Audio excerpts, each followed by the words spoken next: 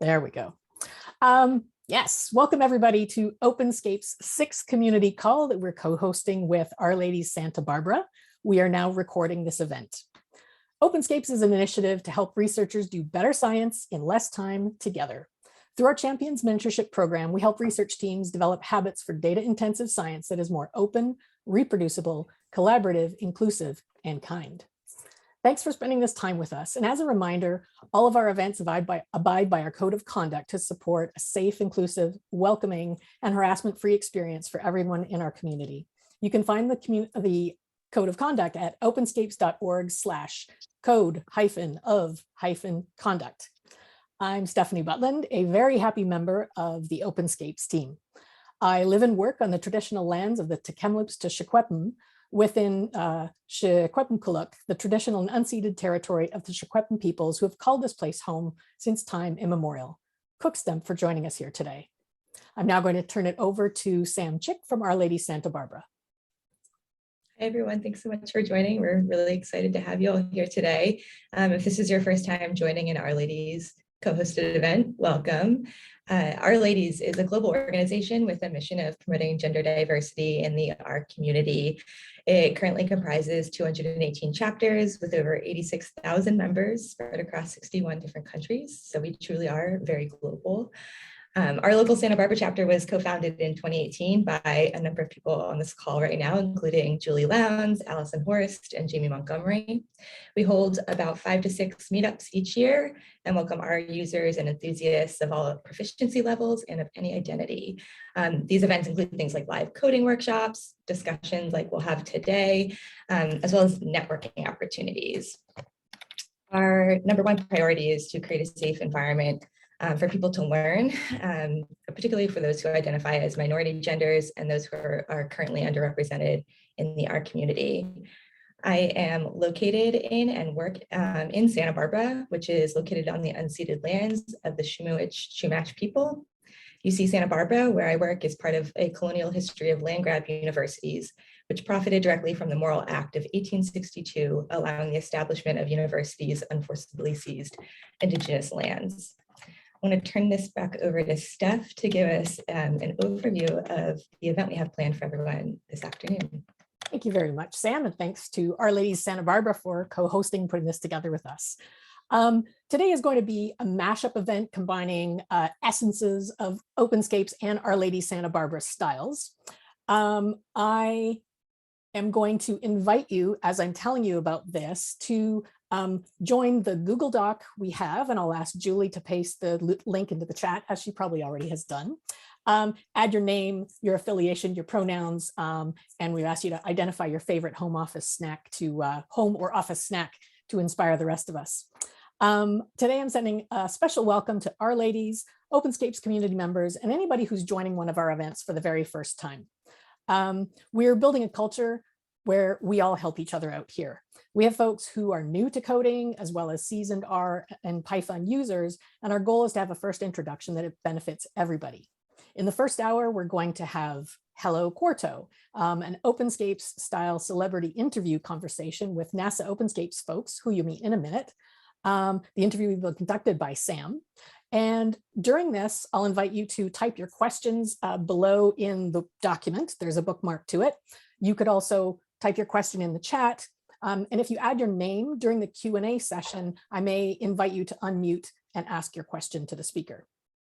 I also, because there's such a richness of knowledge here, invite anyone to add some of your own responses to questions that people are asking. We all know something probably that someone else doesn't, so let's put it all together here. We'll be monitoring the chat throughout. And at the end of, I'll say at 4:30 Pacific time, for those of us who can stay for another 20 minutes, Sam is going to run some breakout rooms for discussion and RLadies style networking, and she'll tell us about that when we get there.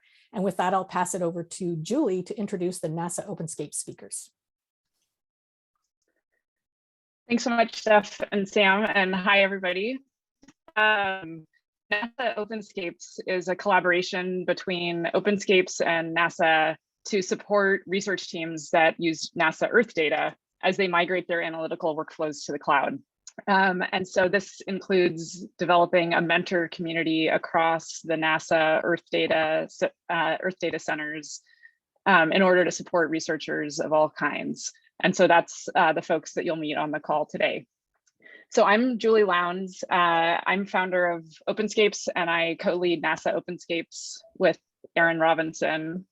And I'm a marine ecologist turned open data scientist because I was so empowered by the R community and tools like the ones we're talking about today, as well as the broader open community. So I'm just really excited to have everybody here and these kind of worlds all together on this call. So thank you.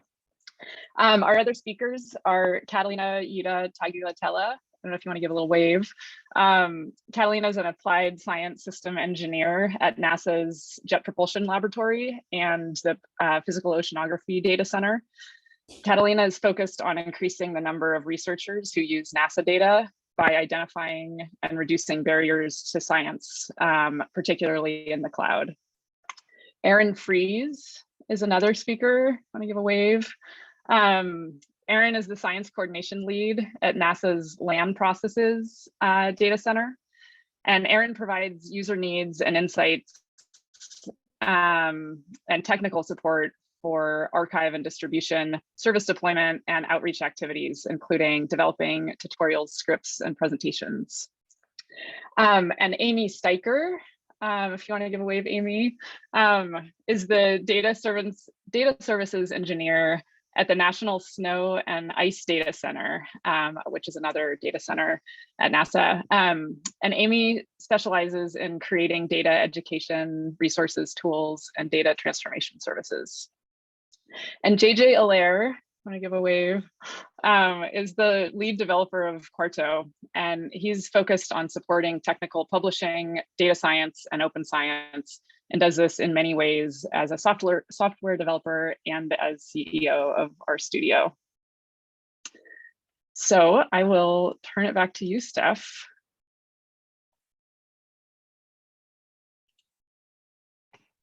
All right, I think we're ready to get started, and this is where Sam can start our celebrity interview section. But tell me if I've forgotten something, but I think that's where we're at now. Let's launch into it. Yeah. I'm excited.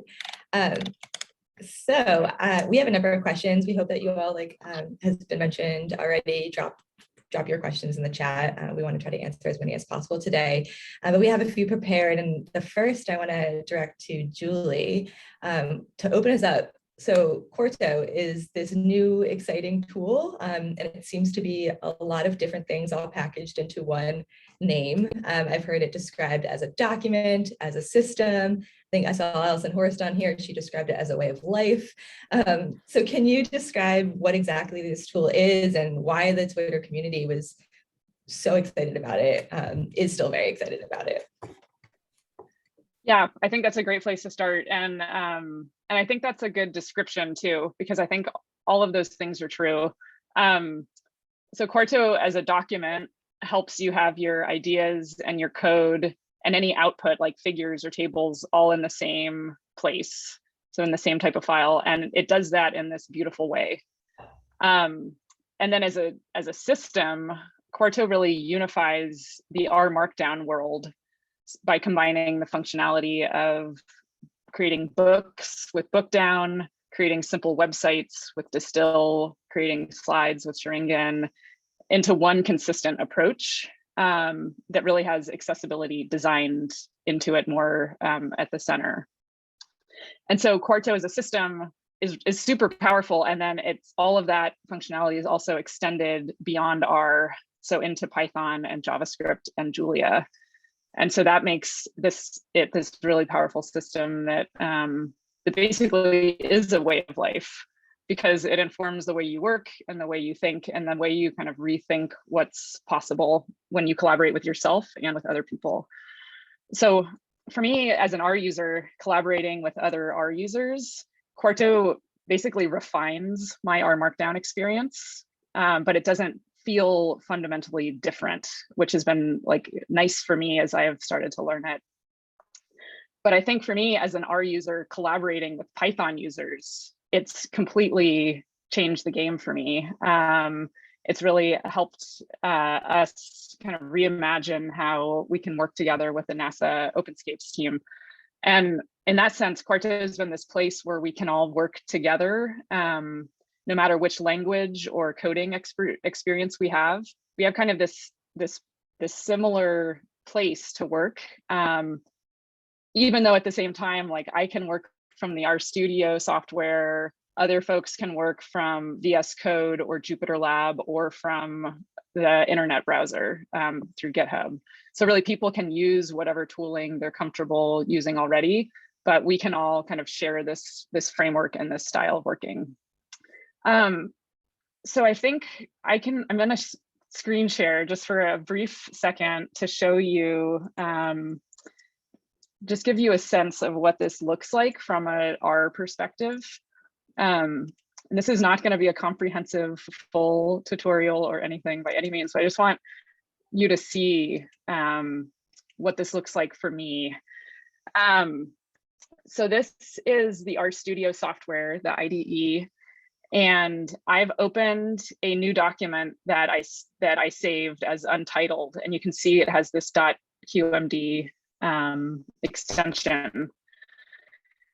And this file is a place I can write both text here and also code in the same place. And I'll be able to, and any outputs will also be kind of in this same place. So this should, this is a really powerful way to work as a new coder, to have your text and your code together. And if you're an RMarkdown user, this should look very familiar. And the way that I think it's different is when I press this render button. One of the ways I can show you that it's different is when I press render, I can see kind of what this document could become. This is a preview of nicely formatted version of this document where also the code is executed. And so this output could become a book or my thesis or a PDF or a website. So this is kind of the beginnings of that. And something that's nice too with Quarto is there's this is maybe getting ahead of myself, this is one of my tips, but the render on save button will let me, as I edit, and if I say title in all caps and save, this is going to live iterate with me, so I can really kind of think about and see my output as I go. So as an RMarkdown user, my transition to Quarto is not like an all at once thing. I'm not going to retrofit any of my old RMarkdown files wholesale. But what I'm going to do is my new projects I'm going to do with Quarto, and they're going to interoperate with all of my old RMarkdown. You'll see there are other differences. Like this is one example where the code chunk metadata looks different from the way it was written in the past. But actually, this is something that actually looks cleaner and feels like something that I'm not going to have a hard time introducing into my workflow as I go forward. So that's just a brief, very quick just view, so you can see what Quarto looks like to me from a RStudio software perspective. And I think just the one last thing I'll say is, that question is like, do I need to stop using RMarkdown? And there's no rush to making the shift. Like I said, like this kind of starting to bring it into my workflow rather than retrofitting things, it feels really good to me. And what's really been so powerful to me is the ability to like extend kind of the experience I have and the confidence I have with RMarkdown to a whole nother world of programming and people. So it is a document, a system, and a way of life. I love that you've confirmed that. Thank you. And I also just really love the new like modern feel of the knitted or rendered version of Quarto documents. They just look a little bit different enough to make it feel like entirely new when you see it actually rendered. It's awesome that the switch has been pretty seamless for the most part, but for like new users who may have never touched an RMarkdown file, it can still maybe feel a little bit overwhelming. And so I'm curious, I'm going to direct this next one to Catalina. from my understanding, you may be sort of new to Quarto documents, and I'm not sure about RMarkdown when you first started working with Julie and Openscapes. So I was hoping you could share a little bit about your experiences doing that and what it's like to work with Quarto on your team. Yeah, definitely. And let me share my screen too as I talk. You can look at a pretty nice rendered version of a Quarto website, I guess, in this case. But yeah, I wanted to kind of start things out with, or answer your question with this, what we call NASA Earth Data Cloud Cookbook. This was our, Julie introduced us earlier, so I'm part of the NASA Openscapes DAC mentor cohort. And so this was our kind of first project in our first Quarto site. And so Julie set this up for us to begin with, but she also kind of introduced us to how Quarto is set up and how it can be deployed with the GitHub repository. And that was one of the first things that I really liked and I was drawn to when I saw it, kind of being able to connect code and Jupyter Notebooks that we already had in my organization in GitHub. So I liked that connection with it, as well as being able to co-develop new code and new resources with my fellow DAC mentors. And so to do that, this is the website version of it, the Quarto edition. And then you can connect the GitHub repo that this is sort of built on top of through the GitHub icon here. So if I just open in a separate tab, you can see, I'll try not to scroll too fast. You can see all of our documents, our tutorial folder, and then kind of the README that's the first page of the Quarto book. And so what Quarto allowed us to do was to basically curate and organize materials from the GitHub repos that we all had or were building in a way that was easy for the data end users and our collaborators to engage with. So here on the left, you can see, I don't know if you can see my mouse or not, but if you look to the left of the screen, you kind of see a table of contents. And you basically have the freedom to design this however you'd like. For us, the process of defining the titles and the categories that we wanted in this table of contents or this navigation section was kind of crucial. And it was really helped us think about what we wanted to teach and how we wanted to share the content as the content with our data users as they make this transition to working with data in the cloud. And so in thinking about kind of, we have a broad range of data users and we acknowledge that everyone learns differently. So having things like, we define these sections for how-tos and tutorials, things that are in development so that we can better kind of categorize and help the user find, if you're interested in something that's kind of a quick snippet or a recipe of how to find the data or transform it or download it, you can find that. Or if you're someone that likes to, maybe you're a more advanced user, you just want to see a kind of more end-to-end example, you can look at tutorials. And I really love these sections that we have here in development, as well as contributing. Because the contributing I reference all the time myself, it's basically kind of our own NASA Openscapes DAC mentor cohort notes on how we work together, on how certain tools work like Quarto and GitHub. We figured if it's helpful for us to kind of write down these notes and instructions, it's helpful probably for other people as well. So we kind of openly share those how-tos on how to contribute and work with certain tools. And just kind of as a side note, I guess, before Openscapes and before Quarto, I was a little bit hesitant to put unfinished tutorials or how-to notes in a kind of an open platform like this. But I've really come to appreciate this new open way of collaborating and developing in a way that lets others learn as well and lets us scale up kind of our effort for teaching these concepts. So I see Quarto as a tool that enables us to kind of open up and share our process and the artifacts that come out of that process in a way that's friendly to a broad range of data users. And so let me check on time. I think I have about a minute left. So this was kind of our first project, the cookbook. Our next thing that we sort of did was, this looks very familiar, but it's actually created for our first event, a cloud hackathon. And kind of the takeaway from here is that basically, it's nice you can share this with participants for an event like this ahead of the event itself. The tutorials are nicely organized, by us, so Quarto enables us to do this organization in an order that people can kind of look through on their own ahead of the event, during the event, after the event. It's basically a friendlier way to interact with resources and code.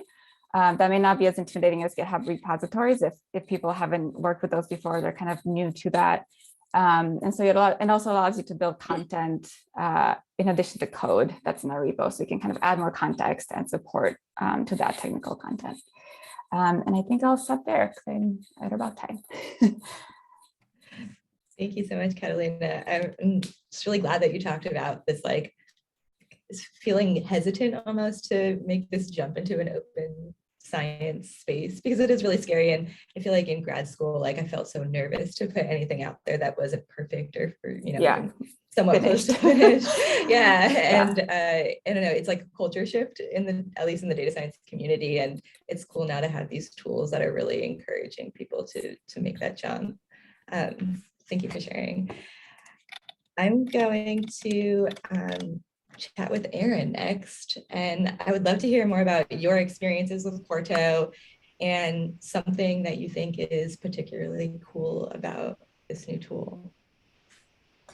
Yeah, so admittedly, I haven't deep dove into it, but it's been simple enough for me at a pretty high level to make effective kind of replicas of the original notebooks that we've had. One thing that's been like super cool is within this NASA Openscapes group is, I mean, we all came to the table with a variety of resources that have already been created and stored somewhere. And this allowed us to really kind of bring things together into a common place and make a nice website, basically, very quickly. I mean, a lot of us are kind of, I'm not going to get stoned here, but like Python users. And so we had all these Python resources, and using Quarto, there was no problem there. Like it just worked, which was really nice. And so it's been fantastic from a flexibility standpoint, being able to use our resources or Python resources. It's been great to do organization as well, as Catalina just showed. But like I said, I'm not an expert in it, and it does take some looking into to get more familiar with it, at least at the level that we're using it for these outreach workshops and hackathons and the like. But I mean, once you have that framework set up within GitHub with GitHub Actions, it is super easy to make replicas of a previous notebook. And once you have that replica, it's very easy to modify it to really fit your needs with basically a single file as an index file pointing to everything that you need. And so that's very nice. That, I mean, you really don't need too much of like a fundamental understanding of everything that goes into Quarto to make it work for you. Again, I'm specifically a Python user. My preferred work environment is Jupyter Labs. And I mean, one of the coolest things was Quarto works with Jupyter Labs very nicely, and it has this beautiful Quarto preview command that really does what Julie was showing, where as a document gets saved, it renders an automatic browser-based view of that entire book.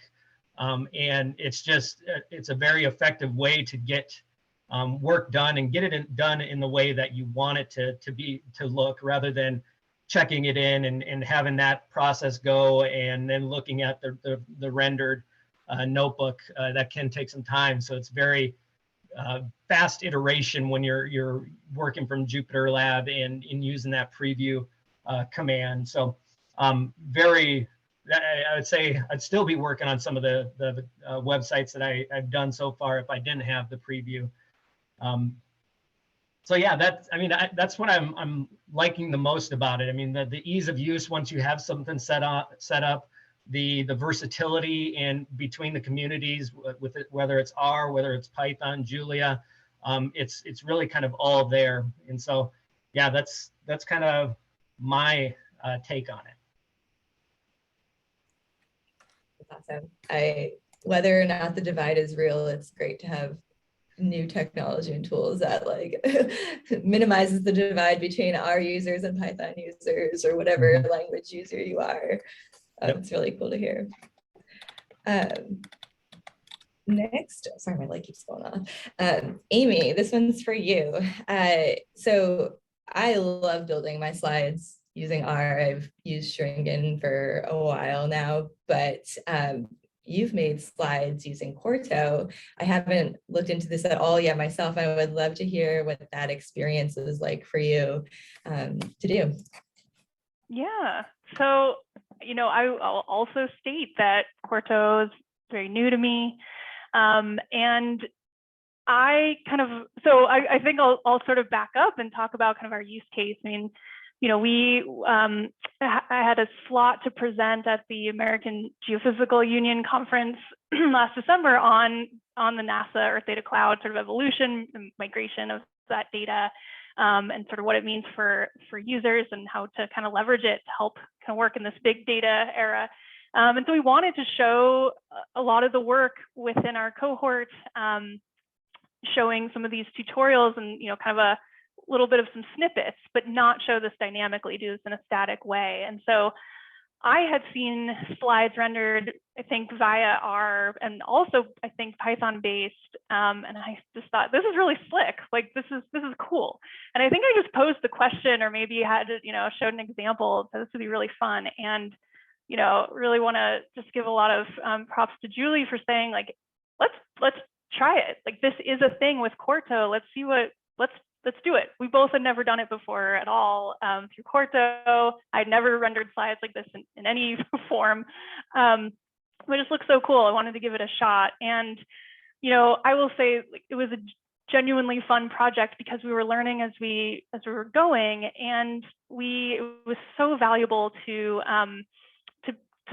you know, try to kind of push it to its limits. And we found some things, some slight quirks. And we had JJ, you know, we had that community sort of connection and with our developers and Quarto developers to fix things on the fly for us and to point out, you know, bugs here and there. So this was in a really short time period as well. I mean, this was like a couple weeks where we kind of knew we had, you know, we could always fall back and not do this for the presentation, but we really went all in. And it was just really fun to kind of keep iterating on the fly.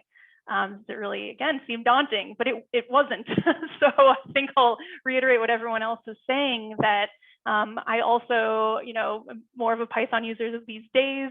On a personal note, my background is in R, and that's what I utilized in graduate school. So it was really fun. I want to second also the sort of game-changing, you know, interoperability between R and Python, and in particular utilizing our studio.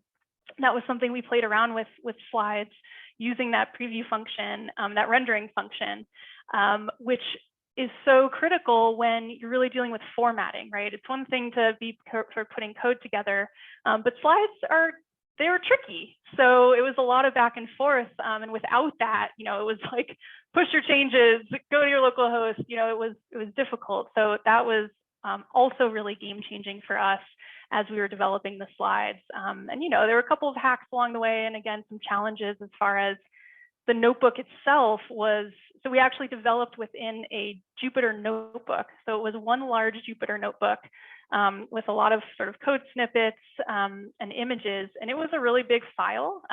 So that was also an interesting challenge. And again, we kind of played around with how does this work in Jupyter Lab versus our studio, and we were able to work in both environments, which was really cool.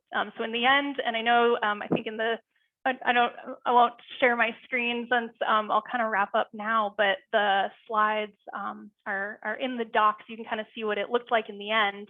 And then you can take a look at the GitHub repo, which really kind of walk through how you put this together. But again, through that Quarto sort of infrastructure, it really was a matter of putting a Jupyter notebook together, utilizing those functions to preview things on the fly for formatting, and then publishing it and presenting. And I think it was a really great success in the end. So it was just a fun kind of side project outside of the main focus of our Earth Data Cookbook that I'd love to leverage again for another presentation. So it was a really fun activity.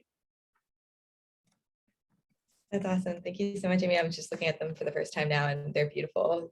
It's crazy. So you can build with code.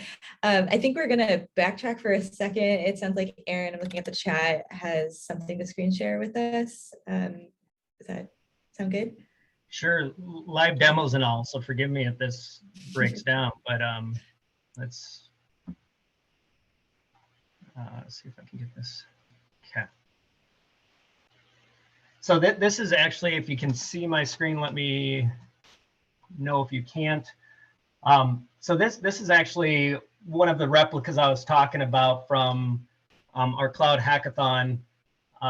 Basically, I forked the cloud hackathon, or at least Julie helped me do it. And we were basically off and running at that point. I just had to go in and make some modifications. And so basically renaming the repo and pointing to some different resources. What really drives the whole kind of experience, I guess, when you get to that nice little website is this single Quarto YAML file, which basically, I mean, sets up titles and points you to the right locations, but crucially, it sets up that side toolbar or that viewing bar that Catalina was showing, where you have direct access to these Markdown documents or Jupyter Notebook renderings that can do those step-by-step processes or take you through those tutorials. And so, I mean, basically, you just come in and modify these sections. There's a couple different ways of doing it, but I mean, once you kind of get a feel for that, that's pretty straightforward and easy. But my favorite thing is this Quarto preview command.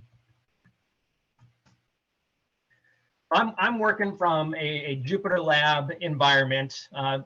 It's got similar feel to our studio, but definitely a Python-centric kind of view, Jupyter anyway.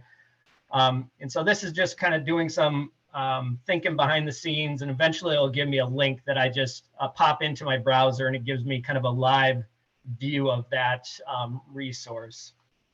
And I'll give it a couple seconds to do its thinking.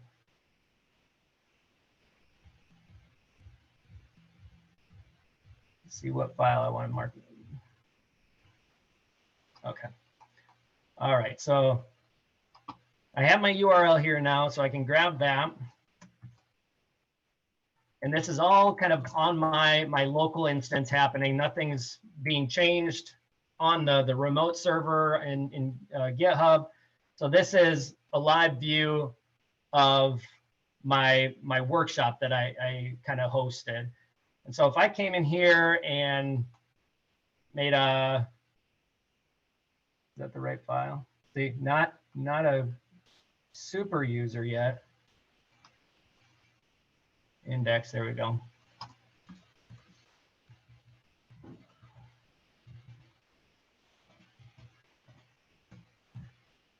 What this should do is kick off a re-rendering, and it will just update my live view automatically. So basically, it allows for rapid iteration, especially when you're dealing with Markdown documents. Even like the rendering of notebooks, it would re-render those after, well, I believe it would re-render those after they were kind of ingested by that workflow. I'm probably murdering a bunch of words here that JJ will maybe correct me on, but from my layman's term or mine, that's kind of what's going on. So that's really been a very effective tool, at least for my use of Quarto. Erin, I have a follow-up question that could be for anyone, but before you stop screen sharing, that Quarto YAML file that you have, when you have all of those, everything that builds your like side navigation panel on your website, can those be linked out to files that are generated in R as well, those Quarto files? So you can throw those in as well as your, whatever you're creating using your Jupyter, interface. That's how we can bring all these languages together. Is that true? And have you guys done that at all? Or I'm just curious how that works. Yeah, I mean, is it in the, like, this is referring to the files in our repository right now. So these are relative links. So in my tutorials repository or folder, looking at this markdown file, which we'll get. So if you look at that, tutorials, these are markdown files, right? These aren't Jupyter Notebooks at this point. But then these do point to Jupyter Notebooks. You can convert these Jupyter Notebooks to QMD files, I believe. Julie could correct me on that. And I do believe that our markdown files, if you have them available, that they would render as well. Yep, so I mean, that's the kind of agnostic, maybe a little strong, but I mean, that's kind of the nature of it.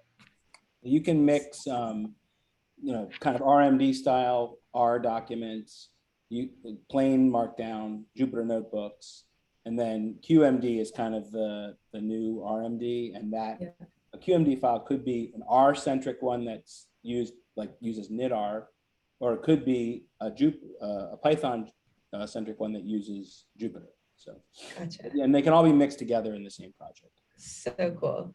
That's helpful. I haven't actually seen or truly wrapped my head around what that means to combine all of these different languages into one like seamless integration of into a website. So that's really fun. And another super cool thing that like Julie and other members of our cohort were working on is the ability to kind of import external resources from other repositories. So rather than like, me at the LPDAC, we have a repository where we maintain and keep up our notebooks. Rather than copying those notebooks from location A to location B and always having kind of a duplicate copy and having to manage them that way, they came up with a way to kind of hook into that notebook that's in its source repository, which it would be awesome to really refine that capability and be able to just have that one source of truth, if you will, for those notebooks, so that you're not managing multiple and having different copies of these notebooks. So cool. It makes me want to start learning Python so I can knit them all together at once. Thank you for sharing your screen. That was great to come back to. I am going to turn our attention to JJ now. Thank you so much for joining us. It's really cool to have someone with like the deepest depth of knowledge of this tool possible.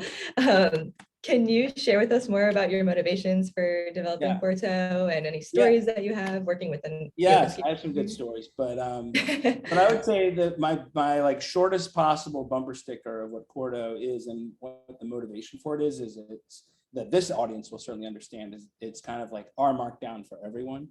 RMarkdown, I just checked, we announced RMarkdown 10 years ago, like next Wednesday.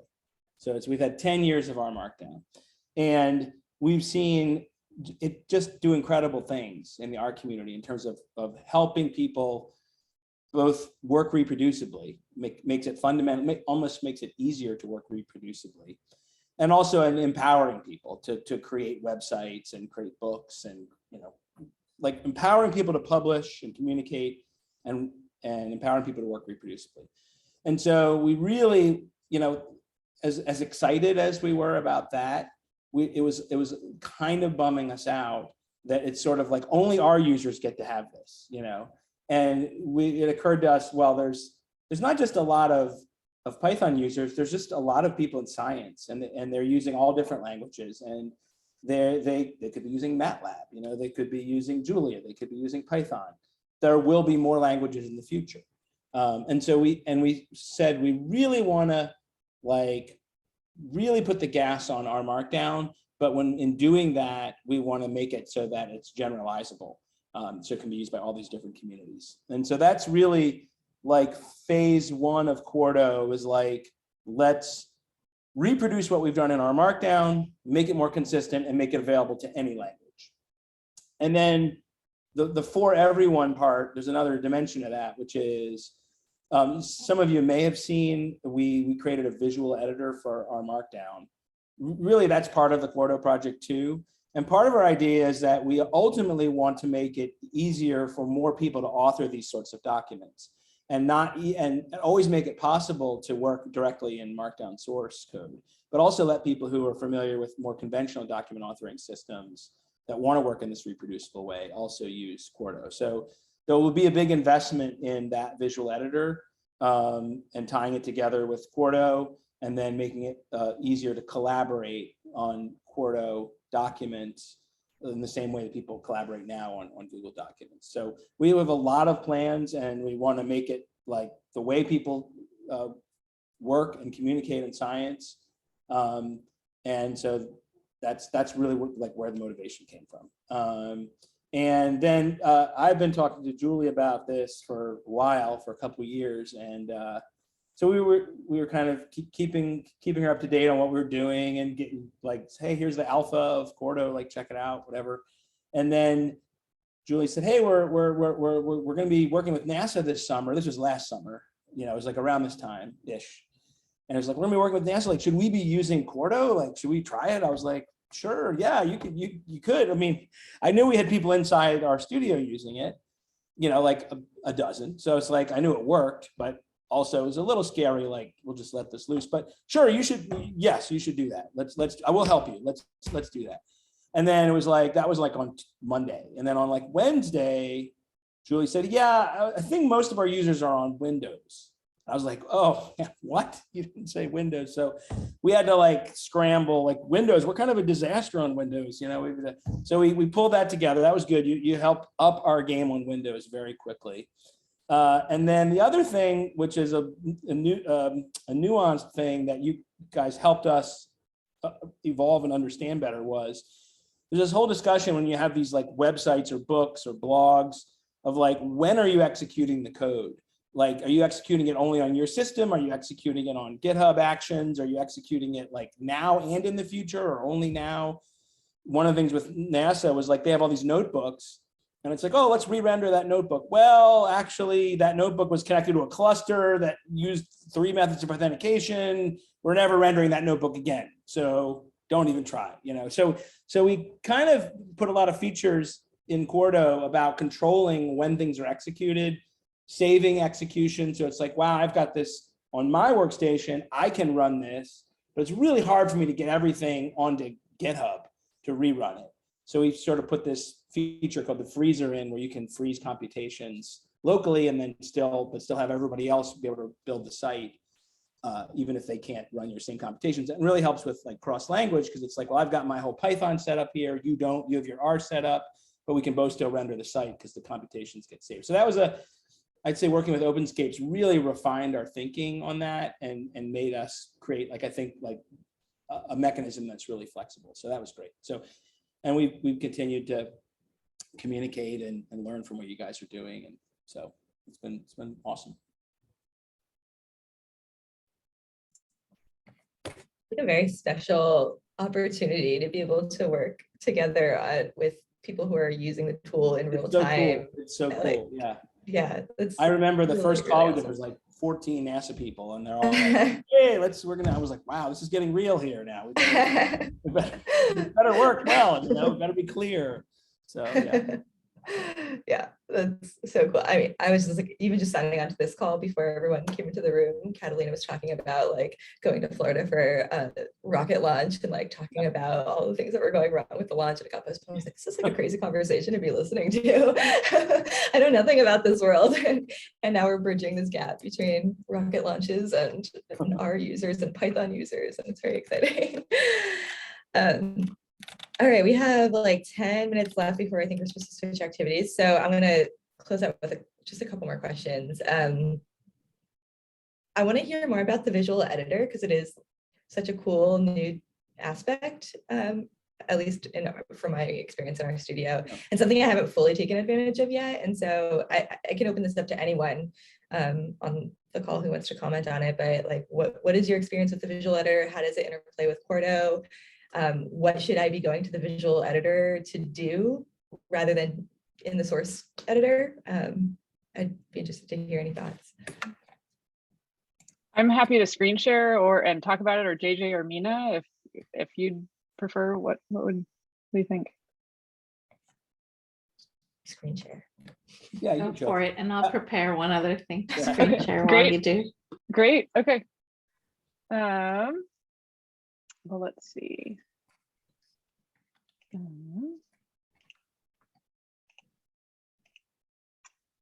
Okay. So I can just get, I mean, yeah, feel free to introduce with me. But this is the source view that now has a button up here, and if you want to be in the visual editor, you click here. And what's awesome is that, well, there's a lot of awesome things about it, but you get these buttons up here that you can, like if I highlighted some text, I could make it bold.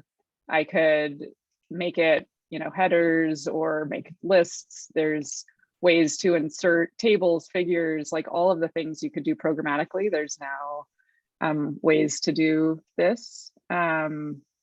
And so I think it's like it's been a really friendly way to start working with Quarto without having, I think particularly for new coders, because it's a really nice interface that feels really familiar. JJ, yeah. It's very good, like as you said, for people you're just introducing them to the concept of Markdown and computational documents, and there's just one less thing they have to learn or think about.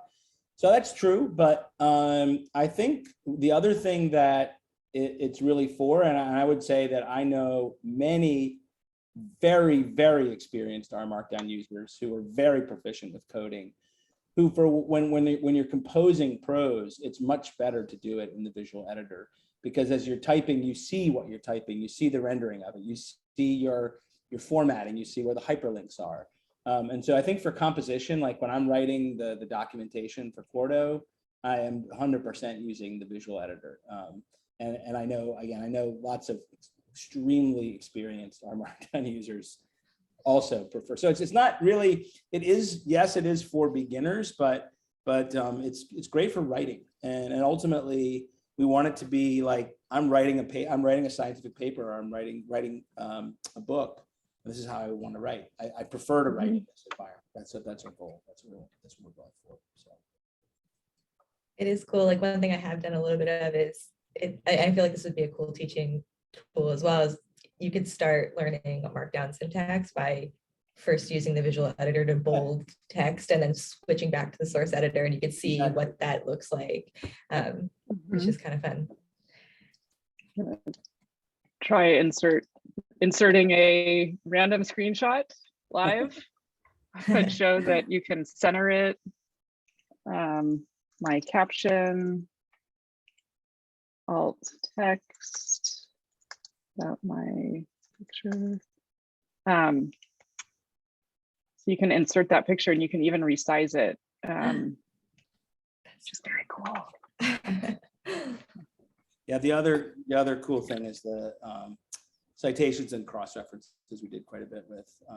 So I don't know if you've got if you don't have like Zotero running or anything, you might not see anything. We can try it. Insert. You can try it. I don't. Try that. Try insert citation. Yeah. Okay. I don't try that and look for the URL, the DOI. Yeah, you can look. That might be an easy one. I put one in the chat if you want to copy. Oh, okay, great.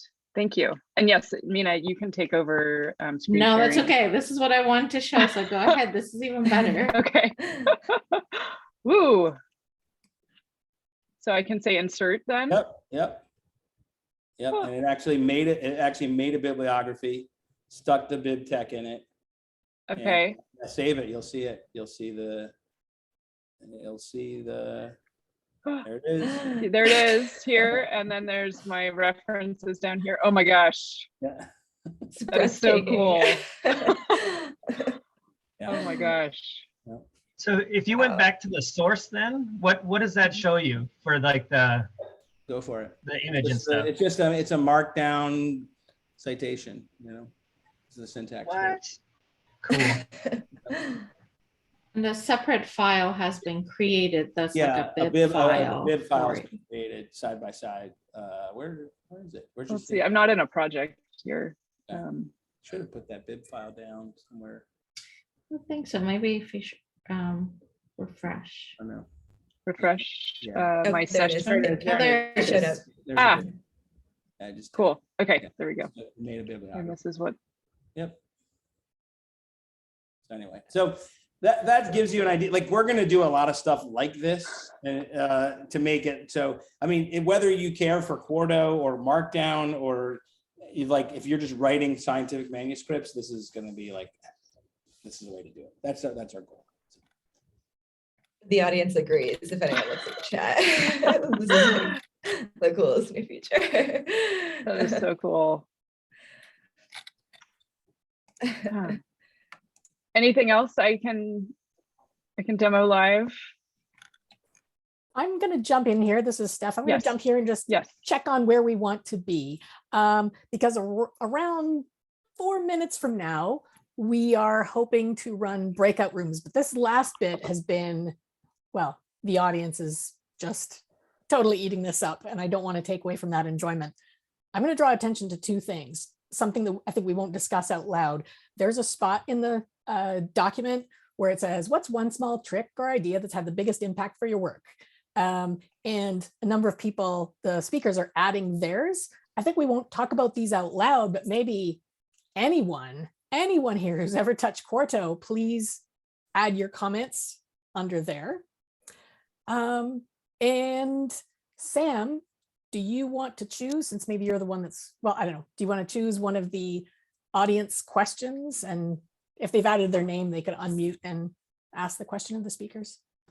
Yeah, we can go with the first one that was listed here. I can read it. It says, I'm not actually sure what this is, but can we use Quarto with Emacs, including a way to see the preview?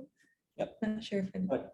Nistara, you could unmute if you like and give a little context. Hi, Hi. everybody. Yeah, I'm feeling with everything, and if I had Quarto, I would have written my dissertation in it and stuff, struggling with a lot of stuff. So I was just curious, since I used org mode earlier, I was just wondering if we can have something with Yes. Quarto and Emacs. And We have that. We actually do have that. If you go to, I'll put a link in the chat. We actually have an Emacs extension that works with org mode and ESS.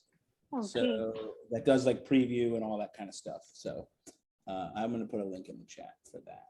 Awesome, thank you. Got it. Great. And then maybe we should go to closing so that folks can leave at the bottom of the hour if they need to. I feel like this went by so fast. I did. Yes. Oh, I hate to do this. Okay. What I will say before the official closing, yes, is I'm going to invite anyone to add further questions, because other people here may come in and answer. It'll help a lot of the developers have a look and see what questions you have. So I apologize that we didn't get to other audience questions, but it was pretty rich.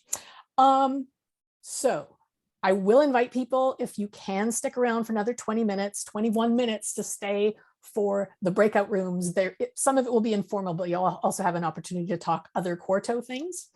On behalf of Openscapes, I want to thank all of our speakers and everyone here for joining us. This has just been so much fun. We'll be posting the video of this session, not including the breakout rooms, next week, along with the blog post that we'll be collaborating with Sam on putting out. And Sam, did you have any final words? just wanted to, again, extend a huge thank you to all the speakers today. I think I've said the word awesome in every sentence that has come out of my mouth, but this has like really been an incredible opportunity to hear more about Quarto and what it's like to use it for kind of like the first time for a real big project. It's been awesome. And again, please drop any resources that you found particularly helpful in the document. I know I'll be exploring them, and hopefully some others on the call will as well. And I'll just hand it over to Julie for the tips of the day before we move into the breakout activity. Great, thanks. We end our calls with little tips of the day. So an efficiency tip of the day is about layout-encall, which is a Quarto feature that lets you have side-by-side tables, which is super awesome. And there's more information linked from Mina's Quarto tip a day that is already posted, but she's going to have Quarto tips a day throughout July. So there's a little sneak peek for you there. And then an inclusion tip of the day that we thought was appropriate was that sharing unwritten rules with new team members can really help build inclusion within groups. And we've certainly seen that using Quarto, like a place to write things down and share them. So, and Catalina was talking about that with the sort of contributing guide. So we heard this through, there's a link there if you want to learn more. And there's also resources for leading and supporting coworkers during terrible times. So if we all need support there. But this has been a wonderful and awesome time. I really appreciate everybody's time, and I learned so much, and it's just really cool hanging out with everybody. So thank you to Catalina and Erin and JJ and Amy and Sam and Steph and everybody and Mina. Thanks so much. Thanks. All right. So if there's anyone who wants to stick around, I personally think that this part is one of the more fun parts of our RLadies events, and it's just some informal networking and getting to know one another and just having an opportunity to chat a bit more about the things that we're interested in.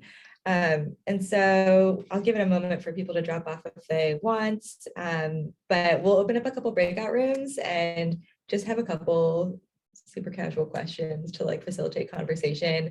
We're gonna have our panelists and at least one panelist in each room to help moderate that. And our rooms are going to be named after different landscapes. So mountains, ocean, beach, grasslands, or the island of misfit toys, which